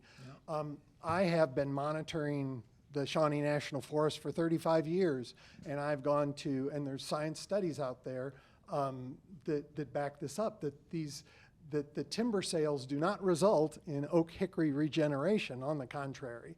And many of these research papers were done on logging that occurred in the 1980s, and the oak hickory component is almost gone in those sites. What's and your even question? clear-cut sites. But they're not regenerating, and this was even before we had the problem with invasives. Disturbance creates invasives, and nature creates disturbance. And artificial disturbance, human-made disturbance, creates more invasives, and as well as prescribed fire. I need a question. Can you address effectively, realistically, address invasives species and the lack of oak regeneration? Okay. I disagree with the assertion that oak restoration projects are not effective. There are some places potentially where it has not been as effective as we might want. That doesn't mean it fails across the board. It is difficult to restore oak in these places that are far gone from that system, or where we've had lots of lack of disturbance for so long that wouldn't have been representative of anything over the last several centuries. So do we get an oak every single place that we aim to get an oak? No, not necessarily. But the majority of the time, I'd say we do. There's another thing I want to emphasize again. This was misrepresented in the presentations that followed mine. We are not trying to get oak from wall to wall absolutely everywhere. That is not the goal. That is not the objective. Even within each individual project, which in and of themselves are small portions of the National Forest, our objective is not oak everywhere. Okay? When we're removing non-native pine forests, these are non-native trees that we're trying to reset to a native hardwood system. In some of those places, maybe oak will be right. A lot of them, it's not going to be right. Native hardwoods are better, and we're trying to get those, whether that be oak or anything else. So it is not an objective of ours to get wall-to-wall oak. We're just trying to get oak a fighting chance to still be represented across the landscape in perpetuity. Can I comment on that since we were referenced? Go ahead. The questioners don't want to ask Mr. Chavez the question. So what we're saying is, when you propose over 30,000 acres, and that's the totality of all the acres of Uniontown, Buffalo Springs, and Houston South, the last three projects you've done, every single square foot of those projects you've proposed prescribed burning on. And the primary, and I've read all the documents. I've gone over the charade that's the carbon analysis that doesn't have any data to it. Just refers to studies like the Odom thing that have been debunked. The reason for the prescribed fire is to try to kill mesic tree species that have cambium that won't protect the seedlings against prescribed fire. That's the primary reason. And allow oak to outcompete them. And that's why they're proposing shelter wood and in conjunction with prescribed fire so often, or in other areas, group tree selection in conjunction with prescribed fire. But even where they're not proposing any logging, they're proposing every bit of it be subjected to prescribed fire, not just once, but multiple times. Now, granted, a lot of the forest won't burn, even if you try, but you're proposing to try to burn all of it. So Yeah, I think we back need and to. forth. That's a misrepresentation of our. Representation. I will gladly answer, but I'm waiting on the moderator. We got a lot of people to ask questions, so Yeah. I just want to interject that please put your question out in a short amount of time. And this isn't organized as a debate, so, you know, we can put in a little, but we're not going to have the debate forum. Of course you say that when I come up to the mic, you know. My wife Becky and I live up in the northeast portion of the watershed, and so we control about 1/442nd of the whole watershed for you. But my question is for the professor. I'm old enough to know when and remember when Lake Monroe was formed. I remember driving through the bottom of Brookville Reservoir when it was formed. And it disturbed a lot of stuff. Out west, we're trying to get rid of all the dams that we can to get the natural flow of rivers back. Why don't we propose that for Lake Monroe? Get rid of the dam. And how much destruction did we do when we formed the dam? I'm assuming you're talking with me. I'm not a professor, but. Oh. Yeah, there was a reason that Lake Monroe was built, and that was to provide flood protection to downstream. And then also at that point in time, the state of Indiana said, well, we would also like part of that water reserved for water supply. And so without Lake Monroe, we could not have Bloomington. It is our drinking water. We don't have other alternatives. We couldn't have Indiana University. We need Lake Monroe. And yeah, there was a lot of destruction that occurred to build the lake. That's been done. It's gone. And it's not an option to go backwards. Well, that becomes my point, is that I'm kind of a neutral in this argument that we're having today about burn or not burn, or cut or not cut. But back then the argument was build or not build, and it was built. Today we have an argument for the betterment of mankind. I think selective harvesting is good, because I think for every tree we harvest up here, we're saving a lot of slash and burn down in South America. So look globally, and where are we globally, and what effect does that have? And that's kind of a question for Jeff, because I think he studied that. So. We're not opposing, and never have opposed, selective forestry on the Hoosier National Forest. Our beef with these projects is the size of the projects are larger than anything that's ever been proposed before. And I know he's mentioning the 0.13% is all there is, but when you add then 30,000 acres onto that, you increase the amount of activity and harvest that's going on. And so, you know, we think that selective forestry, particularly single tree selection, does mimic the natural system a little better. It's still removing large amounts of carbon from the system that were stored and creating some carbon release, but we definitely think it's better than even-aged management, and do acknowledge that most of what the Forest Service is proposing at House and South and Buffalo Springs is selective management. It's just we think that there's too much of it, and that that there ought to be a lot more monitoring in place to protect water quality, and even on selective forestry sites, because the erosion is significant, particularly on these steep hills. And so I hope I've answered your question. And also, as far as affecting South American logging, 85% of the timber base in Indiana is privately owned. And it's programs that, like, we're encouraging the Forest Service to do more of, to encourage private foresters to grow and manage their timber and their forests sustainably, that are going to affect that equation far more than relying on our limited public land in Indiana to do that. We could cut every single stick of lumber in the Hoosier National Forest and the state forest, and we probably would, dent the market for tropical logs. It probably. All right. Next question. Do I get to respond to any of that? Okay, that's a shame. We should have a debate. My question be, I want to hear his response. Yeah, it can. Okay, I want to hear his response. That's my question. Thank Okay, you. well, thank you. First of all, I heard some news here. You're okay with selective harvest. The vast majority of Houston South and Buffalo Springs is in a selective harvest kind of treatment. So, okay, this is news. You could have mentioned this earlier, that we would have saved ourselves a lot of effort. No, you didn't. You proposed that we shrink the entire project down to 600 acres or so. And secondarily to that, you say the size. And this has to be clarified. I've tried already, but it's tried to clarify this.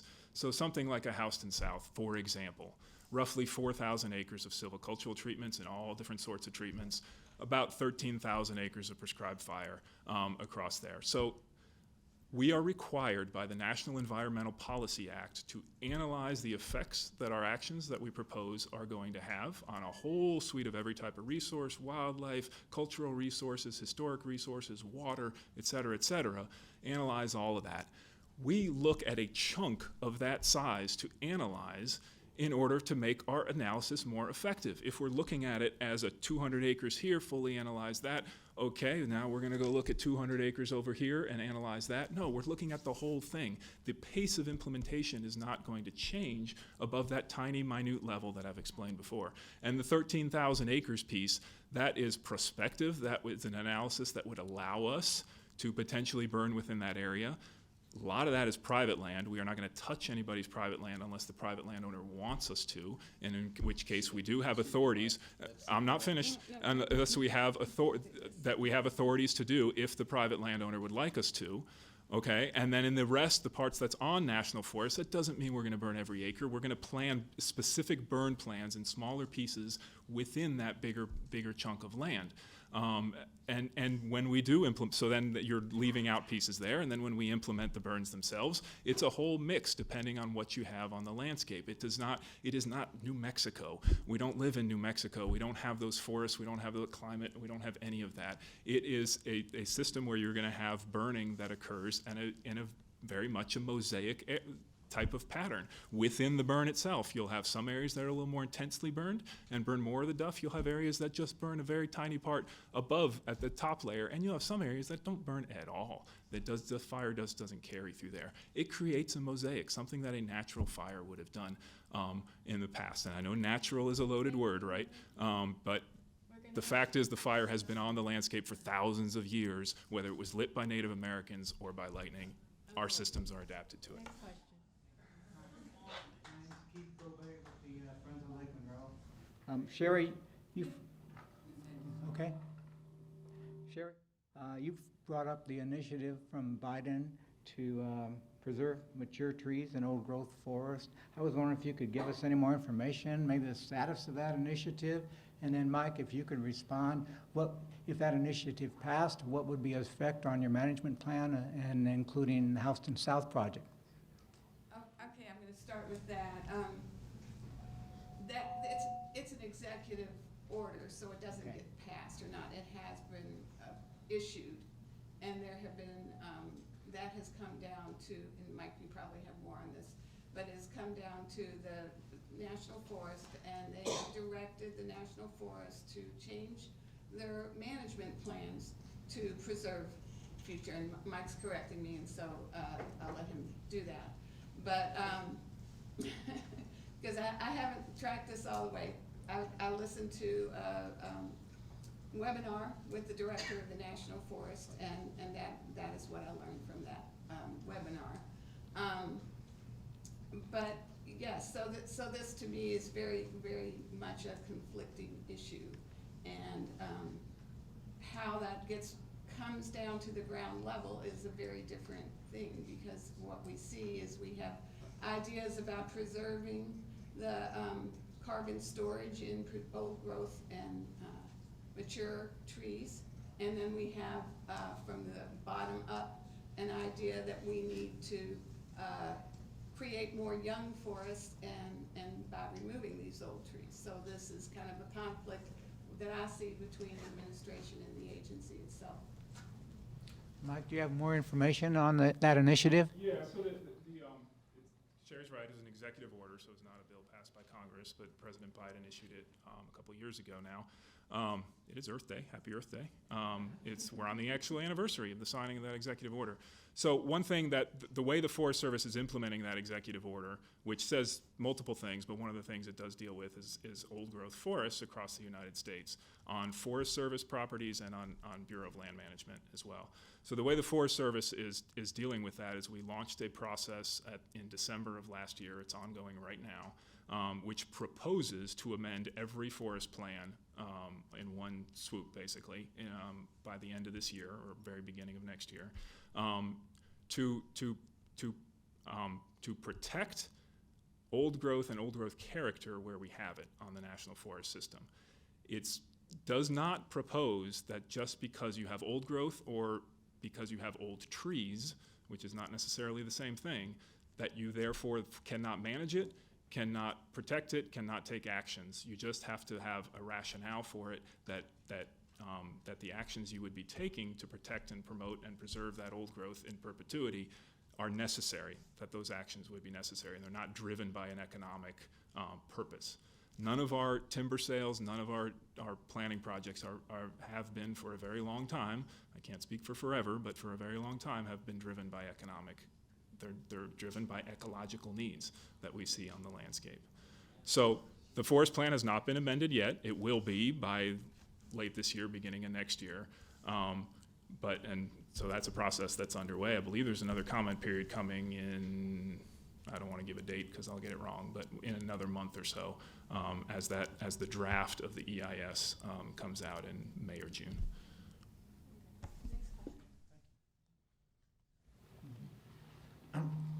Jeff Marks. First of all, I want to thank you all three for your presentations, because a lot of information tonight, okay? So I really appreciate it. I'll say personally, as much information as I got more concerned because I'm worried about all the stuff we don't know, okay? And there's a bunch of stuff we don't know. And in Mr. Chavez, you made two comments that I'd like to drill in on. One is you said the 50% of this forest we don't even touch. Do you plan to touch it? Okay. Ever? So. And I was trying to make the point that it's more. So 50%, according to our forest plan, we can't even look at for potential projects. And then the other 50%, because of the pace that we move things forward, most of that is not going to be touched either. So no, I have no plans. It's written on our forest plan. So can you say that 50% will be allowed to grow to mature an old growth forest from here forward? Well, so that's how it's in our forest plan. It says there's not going to be timber harvesting within those areas. There are some allowances in some management areas for if there's a need for sanitation harvest or salvage if you have a large insect and disease outbreak, so we can respond to those things to help reduce the impacts and prevent the spread of whatever that is. So that's in the forest plan. Forest plans can and do get amended in the future. So can I guarantee in perpetuity? No, I cannot guarantee in perpetuity. When forest plan revision comes, I encourage you to make your voice heard.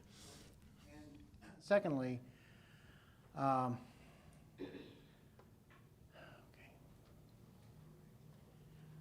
A number of times, Mr. Chavez, you've made the comment that we can't have perfect knowledge, okay? And I get that, okay? I sure as heck don't have anywhere near the understanding that I need to for this topic. But there is risk involved associated with messing it up. What to you is the greatest single risk of not doing House and South? So to decide to do something like Houston South or any other project of a similar nature for similar purposes versus doing nothing, you're making a decision. You're right, we lack perfect information. But to decide to do nothing carries a risk to it as well, because we, like you said, we don't have perfect information, right? So Jeff called it the precautionary principle, right? Because we don't have perfect information, maybe we should do nothing. Let it be, he said, do nothing. Because of the precautionary principle, because we don't have perfect knowledge. That's an awfully risky view of the world, right? So what if I'm perfectly willing to accept that perhaps I'm wrong. Perhaps all the people who wrote the research we're basing our topics on are wrong, our decisions on are wrong, all that. I hope Jeff can be humble enough to say perhaps he's wrong. We don't have perfect knowledge. We don't know what people are going to know in 100 years, right? Perhaps I'm wrong, Jeff. Okay, maybe he's not going to admit it, but we're humans. All humans are potentially wrong. What are the consequences? What are the consequences if I'm wrong when I'm saying we treat these stands and we try to get these goals achieved on 0.13% per year versus doing nothing at all and perhaps you're wrong for 100%? Okay, so you're telling me that sorry. We have done 45 minutes of question and answer as we promised. Went over a little bit. So we have time for... I will now project. It's 8:30 and we have done our question and answer now for longer than we did our presentations. So we do have time for one more question. And then I know there are a lot of questions, so we will let you know how you can submit those questions to get answers to them. We're going to have to move on. So one more question, please. I just want to add to that yes, if you have a question for Mike, you have a contact at Hoosier National Forest that you can answer that question? Yeah. Okay, so... I'm easy to find. Okay, if you go to a Friends of Lake Monroe website and say contact, that's going to be me. I'll see your question. And for Indiana Forest Alliance? Yes? Contact is how? Well, you can either reach, we're listed, I don't usually have to, we're listed on our website under the first tab, under the who we are. You can see the staff, and you can reach me, or you can reach Stephen Stewart, who is our National Forest Program Director. Those would be people that could answer questions that you might have for us. All right, last question. Okay, I don't know how you guys do this. It's terrifying, but I have a question for, I don't know, whoever can answer it, but so propose this wilderness area gets established and it doubles the size of the deemed wilderness. Wilderness, in effect, means you can't do anything with it. You can walk in it, you can ride a horse in it, something like that, whatever. I guess the point where I'm getting with this is the other day I was in the woods and it was 87 degrees in early April and it was dry as a bone. I mean, dry. I got a sunburn in April, which is weird. But if you get a natural lightning strike in a forest on an 87-degree day with no canopy cover whatsoever, which late March, early April you're not going to get, and you have 28,000 acres of unmanaged woods, no roads, no people there to check it out, no nothing, where does that fire end? I mean, that's an absolute ripper of a day if you've ever been on a burn. Under the Wilderness Act, the Forest Service has the authority and I think if you read the regs, the obligation to protect public or private property and public health and safety in a wilderness area, and can actually use mechanized equipment in order to do it if it breaks out. In the our view of the wilderness addition lands is just like the deemed wilderness. If a fire breaks out there, we just as soon have the Forest Service let it burn itself out. I've gone I think there's one forest fire that burned itself out in Brown Hollow on the north end of Nebo Ridge, that just because the forest was too wet, the kinetics aren't there. The lightning strike happened. There was maybe a third of an acre that burned there, and before the forest ground put it out.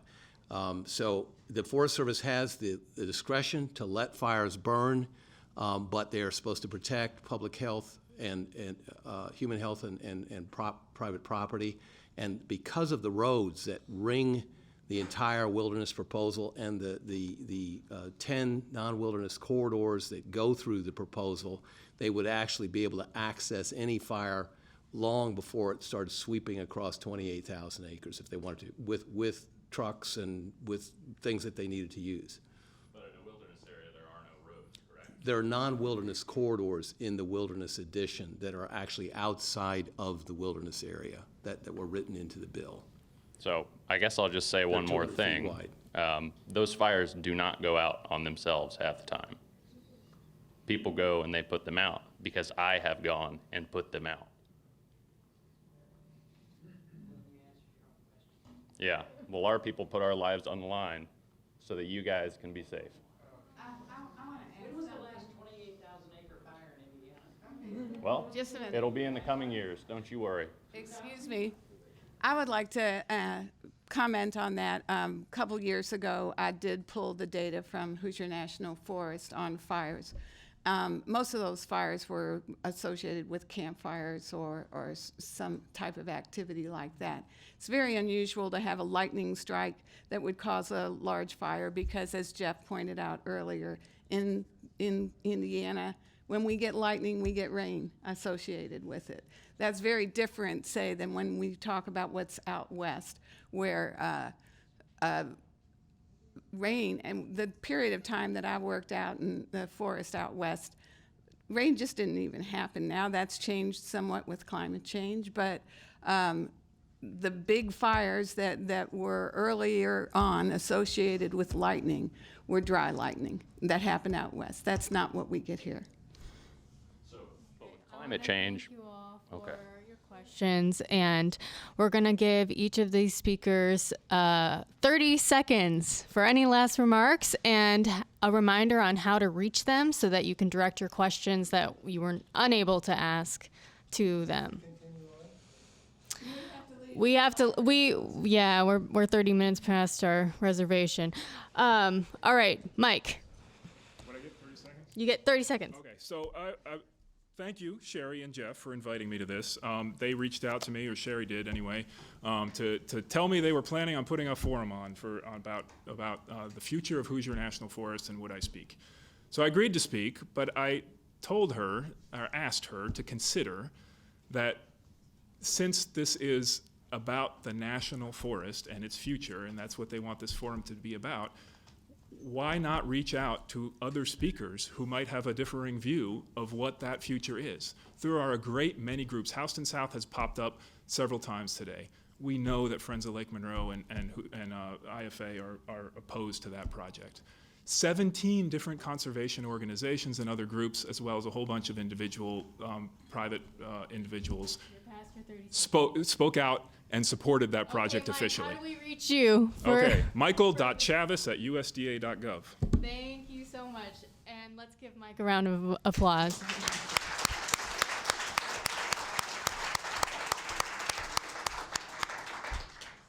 Well, All right, I want to say quickly that if we had added another speaker, we would have even less questions answered. So that was why that didn't happen. But what is important for Friends of Lake Monroe, what we're focused on is our lake, our drinking water, our ability to have recreation.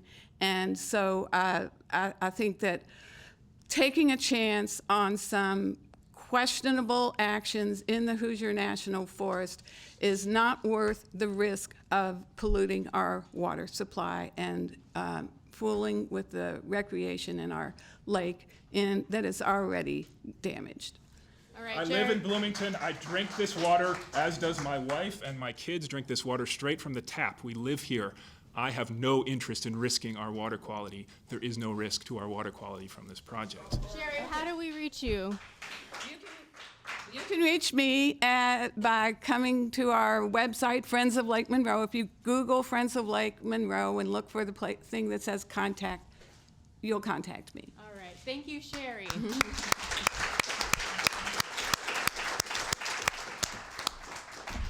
Take it away, Jeff. Well, you all live in Congresswoman Erin Houchin's district if you're from the Bloomington area. And if you haven't already written her an email, please do so and ask her to introduce the House version of S-2990 immediately.